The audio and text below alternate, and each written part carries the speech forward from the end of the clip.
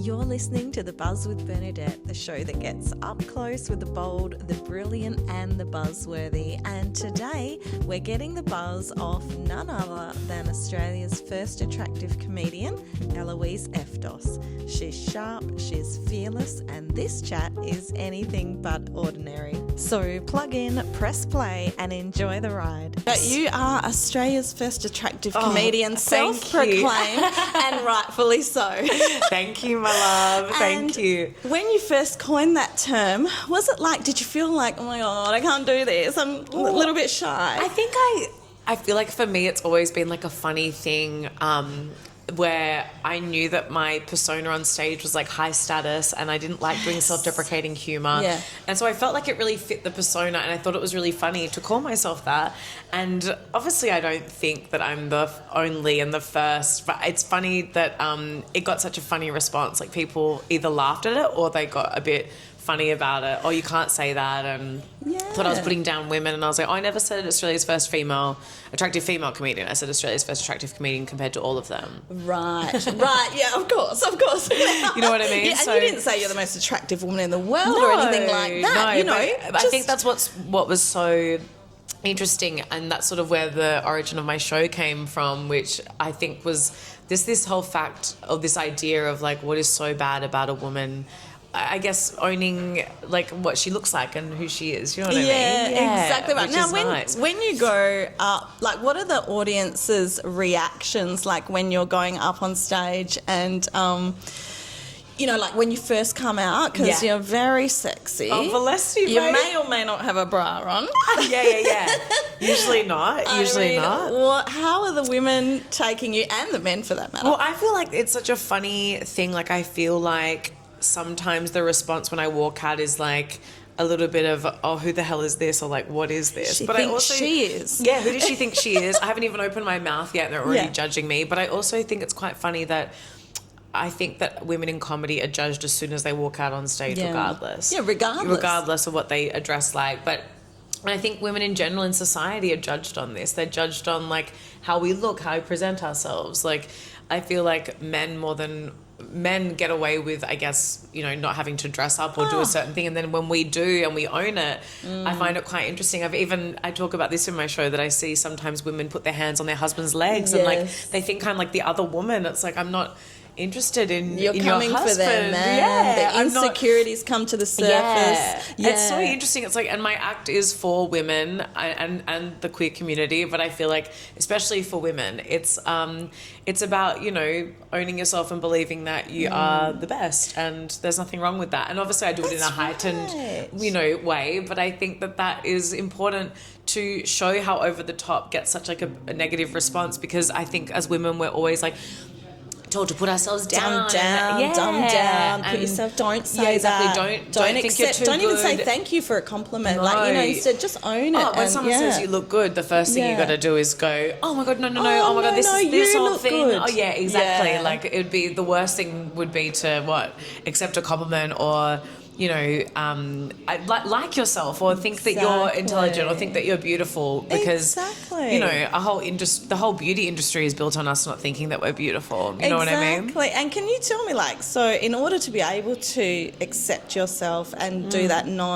self-deprecating humour, like, what was your, I feel like a psychologist here, what was your upbringing like? What were your parents like? Like, did they actually give you that confidence? You know? I guess a little bit, but there's one of my best friends, Ella. I miss you, babe. I miss her. Oh my God. You can't take her anywhere. Babe, can't take me anywhere. Hi, darling. Oh my God, I have to give her a squeeze after. But no, my upbringing there was nothing like too, I guess, over the top, like you're the best or anything. But I think I also had parents that believed in me. That was really nice. At the same time, like, there was also times that were humbling. I don't think there was moments where I ever grew up and thought I'm better than anyone else, but I think I grew up with like parents that really made sure that I worked hard and did the right thing, and I think that made me work really hard to be good. And therefore, like, when I say like I'm the best, people don't know if I'm joking, because they're oh well, but she is she is good at like these things. Or no, I'm actually serious. No, but it's really funny because even if I was joking or serious, like people can interpret it any way that they want, which is so funny to me. Which is so good, and not wanting to give too much away about your show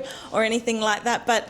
Like when I loved it, I was captivated, and it was the first time I ever met you, first time I ever saw you. Oh, thank you so much for coming. Captivated so much. I loved every bit of it, and it gave me that real like fembot energy. Oh, is that what you're like going for? Because I want people to feel like empowered by you know. I was actually on another podcast recently, and they were like, "What inspires you? Like, how do you write your shows?" And I was like, oh my God, I forgot to say, like I say music and things, but really it's like a lot of movies. I'm a film girl. We're in the Luna, Leederville Cinema right now, and I'm a film buff. I studied film, and I think it was all very much inspired by all of that. And my message for the show was like, basically the show came from me feeling, I don't know, like knowing how people responded to me being this way on stage, and to feel like what I'm saying really resonates with especially women in the crowd like yourself, when the fact that it makes you feel more confident or makes you feel sexy or like empowered, like that for me is what I really want people to get out of the show. And I can't believe, like, I made this show out of my own observations of my experience, and the fact that other women resonate with it means so much. It really is special to me. I know, it's like your little baby. That people can relate to it or they agree with it, that means so much, you know what I mean? No matter what their age or ethnicity or 100%. You know what I mean? 100%. And I liked that it was interactive as well. You know, people in the audience were part of what you were doing as well, which is really all the character stuff. Always keeps everyone really engaged. But do tell us a little bit about your background. Are you a triple threat, a quadruple threat? I guess you could say quadruple, babe. You could say quadruple. So I studied, like, I was a dancer from when I was like 3, and I that was like ballet since I was like a kid, then went to like, into jazz and tap, and did a bit of singing. I trained as a singer since I was about 8 years old. I was in a children's choir, and then I've always been a performer, I guess, and then I sort of went on to do a lot of acting stuff at school, outside of school, kept the dancing and singing up, and then I went to uni and did film and journo. That was my first degree at Curtin, and then I went to Whopper and did musical theatre for a bit. This is also when I was like, performing. So I did that for a little bit. Then I also did acting course in New York, still at Adler Studio of Acting. And then I also went to then I went back to Whopper and did screen acting. So I've done like all these different things, but I also was talking about this recently, where I started sort of becoming this persona and doing stand-up. Where it kind of started was I was the MC of the show House Perth. I was the MC, and I would sing and dance in that show. Wow. So that kind of, and I was on the Girls There podcast recently talking about how they really gave me this confidence about, like, feeling empowered about my sexuality and being this persona on stage, because I would MC the shows going, you can't touch us, like, these are the rules. And I was like this powerful woman wearing lingerie on stage. I guess I was like the MC, and it became, I started to write jokes in this persona, and that's sort of where the stand-up started. But my background is like acting and singing and dancing since I was quite young. But where do you actually get that light bulb moment where you're like, you know what, I'm going to make a show about this, or I'm going to actually take the plunge? Because that's always the scariest thing. It's like the lead up to taking a plunge, and then when you actually do it, it's like, why didn't I actually do this before? This show, if I'm being honest with you, has been like years in the making, because I think there was moments when I first started stand-up, like the Girl from Ipanema song that's in my show.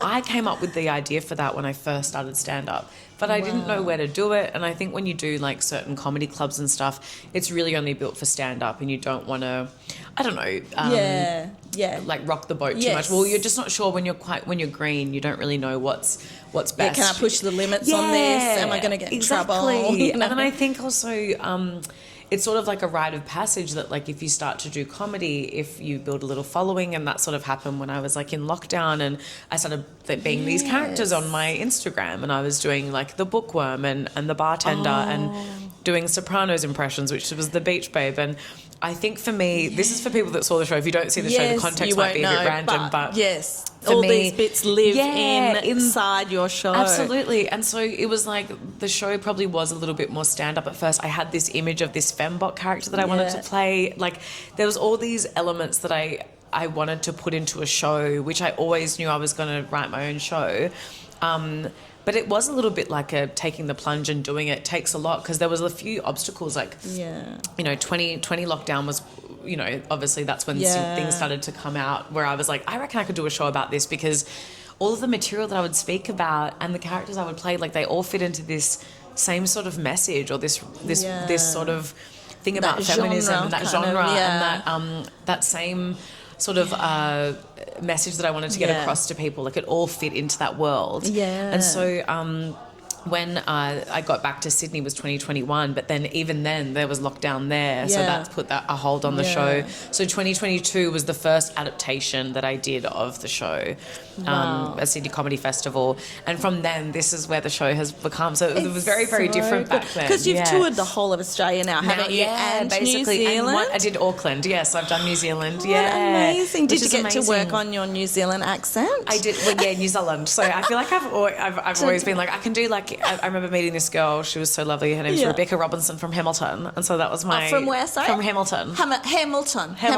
Yeah. So I feel like I'm getting better at it, but going to... I love Auckland. Do you find there's always one word that brings you in? Like you can, like I love accents. I love accents. How fun are they to do accents? Since I was a kid, I used to practice them. They're my favourite. I will be forever, like...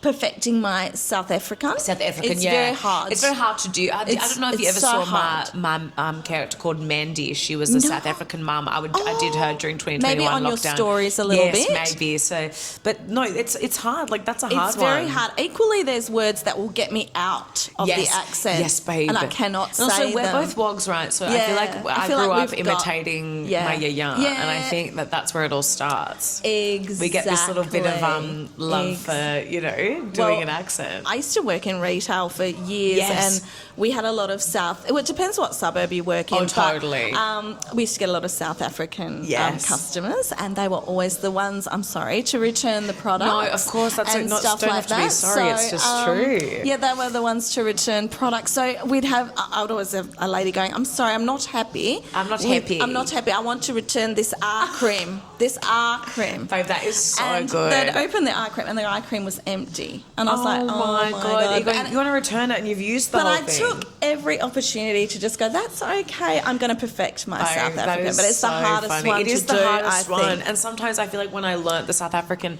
then I was stuck and I couldn't do the other ones. Like it was almost like it ruined the other accents for me. Something else. But what's your easiest accent to do? I think like I love doing a few, like I think because I'm a trained actor, like I had to train and learn how to do a good standard American. Yes. And I feel like the one I do for the bookworm's almost like a standard British accent. So I feel like it depends you do how British posh, so but it depends good. like how posh it could be. But then I also love doing like, I think the easiest to do is probably like an Essex accent and probably like my New Jersey, like New York sort of Brooklyn accent. So so what you say, when they talk like that. So that is, I think, a bit easier to do. You could be on Love Island. I could be on Love Island, yeah. And then do you want to go for a chat? Yeah, do you want to go have a chat? Yeah, let's go for a chat. Can I pull you for a chat? Yeah, exactly. And do you think with American, I know, you can see I just love accents. No, it's the best. Do you think with American accents, less is more? I think like sometimes you almost with any accent have to go all the way forward and then you can pull it back.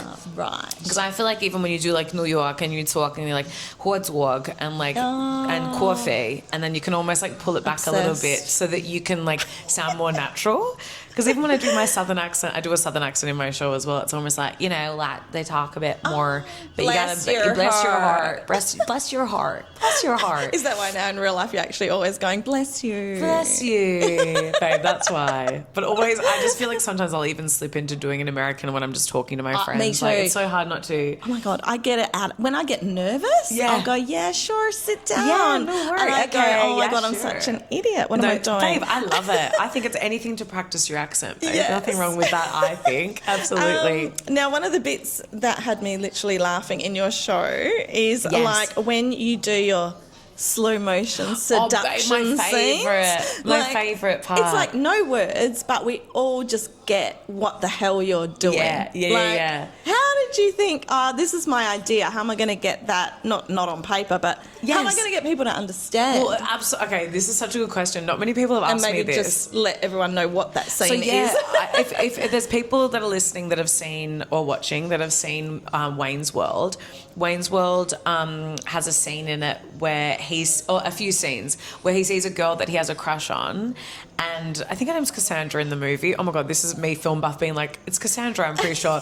And he sees her, and when he sees her, music starts playing, and it goes a little bit slow motion, and there's like a pink hue on her, and it's almost like he's daydreaming. And it's almost like this trope in film. And mesmerised. Mesmerised. And so I thought it was funny, this whole idea that I love this idea that so many male comedians told me when I first started, like I was too pretty to do comedy. And I was even told like I should dress down, otherwise, men are going to think, or women in the crowd are going to think I'm trying to sleep with their husbands, or that like people aren't going to listen to me because they can see my nipples. And I was like, okay, well, let's play with that. And then I thought it would be funny that when I do this part of the show, so whenever I do crowd work, I try and talk to someone in the crowd, they start daydreaming about me. So it happens 3 times in the show, and I think it really drives home at the end, like the message of the show. But the first one, I used the song from Wayne's World. I used Dreamweaver, and I'm talking to the crowd, and the lights change, and then I snap back and I'm like, are you listening to me? Wind machine. Like it's so I wish I could have a wind machine that was easily, but that is one of my favourite parts. Slow-mo videos on Instagram. It really would. There's something about this whole trope of like the sexy femme fatale, or the desirable bombshell, walking in slow motion. I thought it would be so silly to do that. So I love that you love that part of the show. I love it. And do you see yourself like evolving these or creating different characters? Like, I mean, let's say you're 60. Are you still going to be the the Australia's most attractive? Well, I guess it depends on time. I think like some people, then you can break age barriers. Exactly. Couldn't hurt. I feel like that it's really interesting because I think a lot of people think that because of like the beauty equals youth, and I think also that would be really interesting to almost be like, I'm not going to say I'm not this, but also for me, I also don't feel like I'm completely stuck in always being known as Australia's first attractive comedian. I think it's been, I love that I've coined this phrase because I think that it gets people's attention in sometimes the right way, sometimes the wrong way, but that is what my act is supposed to be doing. It's supposed to be challenging people and their prejudices of women and and what the patriarchy has decided that we're supposed to be, and so or what we are because we say or do or wear certain things. So I do have like the characters in my show at the moment. I feel like I could definitely elaborate on them some more. I probably should bring them back online a little bit more when I have time. Like I do feel like I've never been busier in my life, which is like so exciting. But at the same time, it's like so happy we've got you. so happy I could come on. But it just, for me, it's like I hope that if I'm currently starting to write my next show, and which is really exciting. And there's a new character. So the next show, I'll probably start the show playing her, and she's Aphrodite, the goddess of love. So that's all I'll say. But and the other characters might come back in because I think there's probably more to those characters, or I could probably do a bit more with them online. Some originals and then some new or a lot of new characters as well. It might be a bit of everything. It might also be a little bit more just me and this one Aphrodite character. I'm not sure. So we'll see what happens. But it's exciting. I do feel like I've got more to show because I only give like a little snippet of these these characters that are like 2 minutes little fantasies. That's good. And are we going to get like little hints of them on your Instagram stories? Well, I've got some like saved story highlights of them, but I think I need to start doing some videos with them. And actually like give them some more life, because I think like in the show it's a nice little teaser, but there's probably so much more that I could use them for. You know what I mean? Absolutely. Well, we're not going to keep you too long today, but just talk to us loving this, quickly about like what we've got to look forward to. I know you're any minute now on your way to Edinburgh. Yes. Edinburgh. Is that how you say it? I feel like it's Scottish, babe. So it's like Edinburgh. Yeah. Oh, Edinburgh. Yes, you're good at that. I don't know if I'm good or not. You are good at that, though. You know, I'm just giving it my doing best. Scouser. You're very good at it, Bernadette. I need to practice mine. Oh, you heard. I mean, I can't argue with her. I'm going as a trained actor and I'm a voiceover artist too. I'm going. She's got it. She's got it. You heard it. What can I say? I also think So are you nervous? Excited? Have you ever performed? Is this your first time? So many questions. So Edinburgh Fringe. I fly out like in 2 days. No, tomorrow from this. I fly out tomorrow. So I'm very I'm nervous. I think I'm a little bit feeling like stressed more because I'm like, have I got everything with me? Because I'm going to be away and like, it's a major city. I'm sure I'll be fine. Like, I'm sure there's, I'll be okay if I need to get stuff. I did go last year to like have a little suss it out and do a little recce. I did like only 3 stand-up gigs and I've done some stand-up in London. So I feel like the UK crowds, like, I think they are a bit more comedy savvy than Australia. And I love Australia, but I do feel like they're a little bit more with it. I'm almost excited to see what they think of the show because I think they might get it a little bit more than maybe some Aussie crowds get it. You know what I mean? I've always thought that, like, even relating to comedy movies on TV, I've always thought we can relate, or the UK shows, we can relate to that humour a little bit more. And I always thought maybe Americans sometimes don't get our humour. I could be wrong, though. No, but I think also for my style, because I don't do self-deprecating and I do high status. For your style, I feel like America and the UK would get me more rather than Australia. I mean, we'll see. Like, fingers crossed, who knows? I'm excited to see. I am nervous and I am a little bit like, it's a big month. Like, I'm doing the whole month and you only get one night off. So you do Monday till Sunday for a month and I have one night off, and which is a Monday. And then, it's just like, it's a bit scary, but at the same time exciting. Like, I'm almost like, this is, again, a rite of passage as a comedian. That's right. Doing Edinburgh Fringe is a privilege, and it's also an amazing opportunity, and I've got very lucky. I've got amazing producers. My management's really helped me. I've got a great time slot, a great venue. So everything's a little bit on a platter. So I'm going, all I have to do now is put on the best show I can, look hot and turn it on. I might have to change the show a little bit. Cut some things or change some references, but nothing crazy. But we'll see. And when you're doing what you love all day, every day for 6 days a week or whatever, like that's fantastic. Exactly, babe. It's like, for me, every time I do go, before I go on stage, I'm always like, thank you. Like, I'm so grateful to be doing this. Even to just do the Australia-New Zealand tour I just did, like, I'm so grateful that I got the opportunity to do that. That's, it's so good. And will you get to hang out with many other Aussies there, like Aussie comedians? Well, I'm lucky that so I'm actually sharing my accom, like, where I'm staying in like this student accom, and it's like nine rooms in like I guess you'd say a dorm, but it's like one floor of this accommodation, and it's 9 rooms, and I'm one of 3 Aussies and like oh my God, I'm so bad at maths. And 5 Kiwis. So it's going to be more 5 time to work on the accent. Yes, exactly. More time to work on the accent. And I'm going to be, and I'm really good friends with all of them. So it's going to be really, really nice. So we get our own room and bathroom, but we share the communal kitchen area. I'll be there with like Ray O'Leary, Emma Holland, if you know some of these names. And it's gonna be fun. A hoot. And I'm gonna be looking out for your stories because I know they're gonna be fantastic. Babe, bless you. I always see all your dancing stories. Oh yes. But well, no, it's gonna be like a lot on the it's gonna be a lot on the body. I feel like I'm kind of like, even just doing the fembot dance routine, doing that for a week can be a lot. So I'm going, maybe I need to find a good Edinburgh physio, if anyone knows any Scottish physios. But and it's like a hectic month because like you don't just do your show. Obviously you do other spots and things because you want people to see you. Like, no one really knows me over there. So if you have any friends or family that are in the UK going up to Edinburgh or in Scotland, please send them along to Australia's first attractive comedian. Yeah, because you'll be there for quite some time. Yeah, which till will be the great. 24th of August is, I think, the final show. Yeah, so it's exciting, and so good. and to look back on like this, you know, whole tour and to have like gorgeous people like Bernadette come along to the show, babe. Thank you. And just to my like besties now. That's yes, all. we are. I mean, you know, We I don't are. want to say too much. No, but we are. But but it's so nice, babe, that you like resonated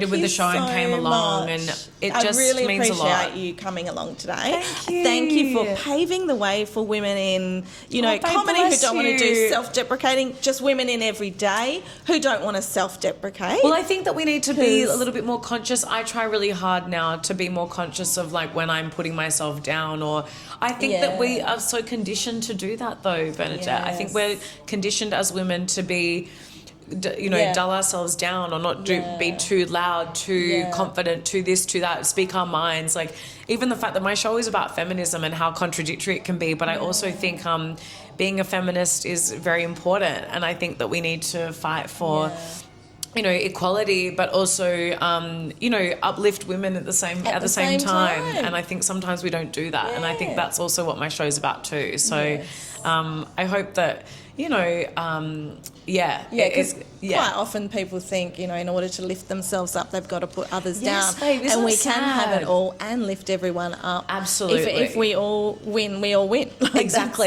that's it. I think So, that's such a nice message. And I think also it's hard. Like I'm a Perth girl, and I think it's hard that like sometimes, you know, if the Perth people listening, it can be hard in a small city. Yeah, in a smaller city, it feels a bit more, you know. Yes. But I've got to be honest. I live in Sydney. I was like, it can feel like that too because the really? industries are small in the big city. You know what I mean? Yeah, but that's good to know. It's not just us. it's no, because I love Perth so much, but I do find it very. It's something that I grew up with, and I think it's really interesting that.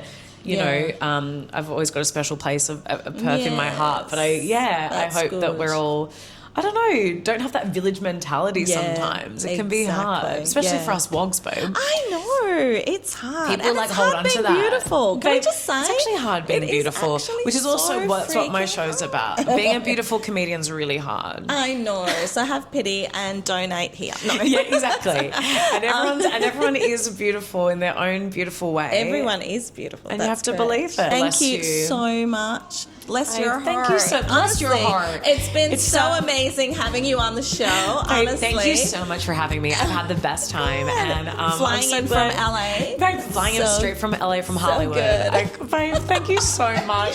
I'm so glad I got to come on the pod because I was feeling so worried I wasn't going to make it. We'll do a longer episode hopefully so next time I'm in Perth. But shout out to everyone, and hopefully you can come to my next show whenever that is.